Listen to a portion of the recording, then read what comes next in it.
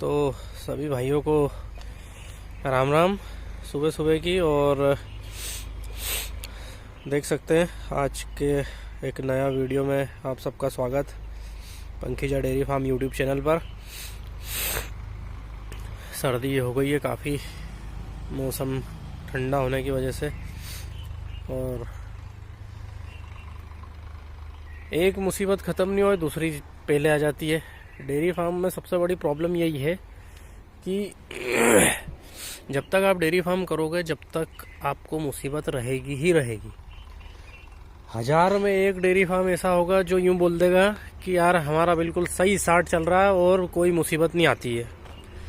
Dairy farm के अंदर 100% कुछ ना कुछ मुसीबत आपको आती रहेगी, क्योंकि पशु है, बीमार हो जाता है। कुछ नया पशु आने से बीमार हो जाता है, कुछ पुराने पशु बीमार हो जाते हैं। तो डेयरी फार्म बिजनेस अच्छा है लेकिन मुसीबतें बहुत आती है इसमें। और यही एक कारण है जिसके कारण कि अपने मध्य प्रदेश के अंदर डेयरी फार्म से लोगों ने एक मुंह मोड़ लिया है। और सबसे बड़ा एक दूसरा कारण ये भी है कि दूध के भाव नहीं आते हैं। अपने प्रदेश के अंदर जो दूध का भाव है काफ़ी कम रहता है, जिससे कि दूध पुरता नहीं है। और फीड जो है वो काफ़ी महंगी हो गई है। 2500 रुपये के आसपास खल की बोरी आती है जो कि 60 kg में आती है, काफ़ी महंगी। 42-43 रुपये के ऊपर केजी पड़ता है। 1 किलो 42-43 रुपये का पड़ता है। और दूध 1 किलो जो है वो 25 से 30 रुपये लीटर पड़ता है गाय का। तो 30 तो बहुत कम तक जाता है, 25 से 28, 26, 27, 28 तक ही रहता है। तो दूध का भाव जो है वो काफ़ी कम रहता है और फीडिंग का जो भाव है वो काफ़ी ज़्यादा। और अभी जो शुक्ला जो एक ज़माने में जो भूसा रहता था वो वेस्टेज के रूप में गांव में आता था, उसको जलाया जाता था, कोई काम नहीं आता था उसका। लेकिन आज देखो तो उसको जो कीमत है वो 12, 13, 14, 15 रुपये किलो तक पहुंच गया है। काफ़ी मुसीबत का सामना करना पड़ रहा है जितने भी डेयरी फार्म वाले हैं। इसी कारणवश लोग जो हैं वो पशुपालन में ध्यान नहीं दे रहे, ना नए गाय परचेस कर रहे हैं। और सबसे बड़ी मुसीबत है वो जो कि समय पे भूसा नहीं मिलना। आज के टाइम में डेयरी फार्म के अंदर सक्सेस होना काफ़ी टिपिकल हो गया है। बहुत ज़्यादा मुसीबतों का सामना करना पड़ता है डेयरी फार्म के अंदर। जैसे अभी की बात बताऊं तो मैं खुद काफ़ी परेशानी में, क्योंकि पशु जो है बाहर से लाते हैं अपन बड़ी उम्मीद से कि ज़्यादा दूध देगा, ज़्यादा फ़ायदा होगा, या उसको सेल करेंगे कुछ पैसे मिलेंगे, थोड़ी बहुत अर्निंग होगी अपनी उससे। लेकिन अर्निंग होना तो दूर की बात, फ़ायदा मिलना तो दूर की बात, जेब से भी पैसे लग जाते हैं और जो पशु रहता है वो भी काफ़ी ख़राब हो जाता है। तो एक मेरा सभी किसान भाइयों से निवेदन भी रहेगा, जो सबसे ज़्यादा गलतियां करते हैं किसान लोग, क्योंकि वो गलतियां हमसे भी होती है लेकिन हमारा ऐसा है कि हम 4 तरफ से पैसा कमा रहे हैं इसलिए हमारे को इतना फ़र्क नहीं पड़ता। लेकिन जो किसान भाई है उनको मैं आपको बताना चाहूँगा कि जब पशु खरीदता है तो सबसे बड़ी जो ध्यान रखने की चीज़ रहती है वो क्या रहती है पता है? हर बार एक ही गलती करते हैं कि सस्ता ढूंढने की कोशिश करते हैं। अरे सस्ता ढूंढने से कोई फ़र्क नहीं पड़ना है, आपके डेयरी फार्म में नुकसान ही होना है। जितना आप सस्ते के पीछे भागोगे उतना आपको नुकसान का सामना करना पड़ेगा, ये मेरा अनुभव है। और इस चीज़ को कोई डिनाई नहीं कर सकता, इस चीज़ को कोई नकार नहीं सकता कि ये चीज़ मैं गलत बोल रहा हूँ। क्यों? उसका कारण भी बताता हूँ, उसका रीज़न है। इसलिए रीज़न ये है कि जब भी कोई पशुपालक अगर पशु खरीदता है तो वो सस्ते के पीछे भागता है और वो सस्ती चीज़ के चक्कर में वो ऐसा पशु खरीद लेता है जो या तो दूध की कैपेसिटी उसकी कम रहती है या उसमें कुछ ना कुछ ऐब रहता है। और बाई चांस अगर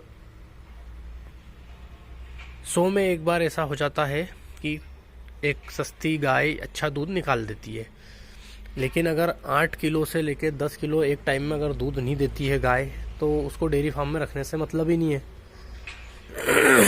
जो छोटे किसान रहते हैं जिनको खाली दूध घर पे खाना रहता है वो व्यक्ति 6 लीटर 5 लीटर की गाय रख सकता है, कोई दिक्कत नहीं उसमें।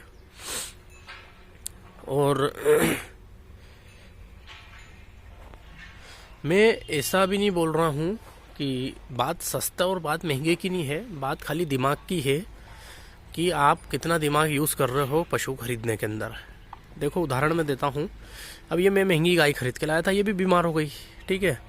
तो इसका मतलब ये नहीं कि आप महंगी खरीद के लाओगे तो वो अच्छी निकलेगी, वो बात नहीं है। मेरा कहने का मतलब ये है कि जो पशु दूध देता हुआ हो, 10 किलो के आसपास दूध देता हुआ पशु हो या 8 किलो दूध दे रही हो गाय, वो पशु अगर आपको 55,000, 60,000, 65,000 कितने में भी मिल जाए, अगर वो दूध निकाल रही है और आपने हाथों से दूध निकाला है, तो उसको आप फिर ये मत देखना कि ये 50 की मिल रही है कि 60 की मिल रही है कि 65 की मिल रही है, उसमें आपको कभी नुकसान नहीं होएगा। अगर वो 40 में मिल जाए तो बहुत अच्छी बात है, और अगर 65 में भी मिल रही है और अगर दूध देता हुआ पशु 8-10 किलो एक टाइम का दूध देता हुआ पशु अगर 65 में भी मिल रही है तो भी वो घाटे की नहीं है। क्यों नहीं है? क्योंकि वो दूध देता पशु है, आप घर लाओगे उसी दिन से आपका दूध चालू हो जाएगा। लेकिन अगर आपने 1 लाख की भी गाय ले आए और वो बिगड़ गई तो भी उसका कोई मीनिंग नहीं, और अगर 20,000 की भी ले ली और गाय खराब हो गई तो उसका भी कोई मीनिंग नहीं। बात यहाँ पे सस्ते और महंगे की खाली अपन कंपेयर कर रहे हैं कि पशु दूध ज़्यादा देना चाहिए, बस कैसे भी करके।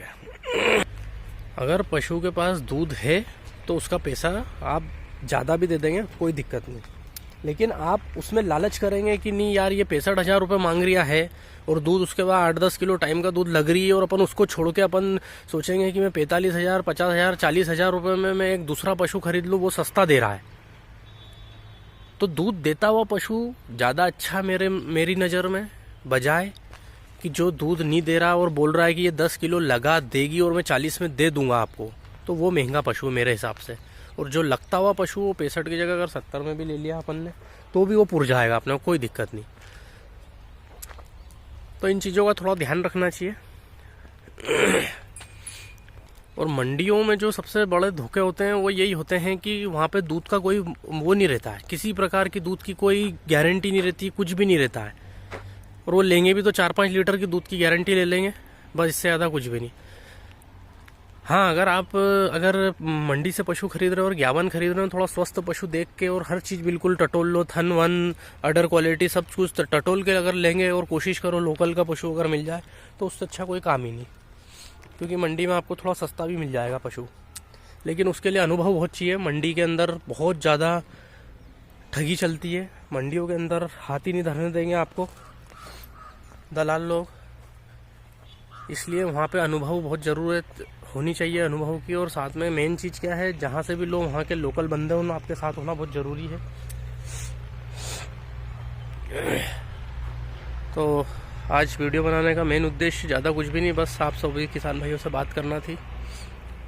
और मुसीबत जो मैं बोल रहा था दूसरी वो ये थी कि ये देख सकते हैं आप, ये जो गाय दिखाई दे रही है, इन दोनों गाय को सही करा जब तक इस गाय को थनेला हो गया।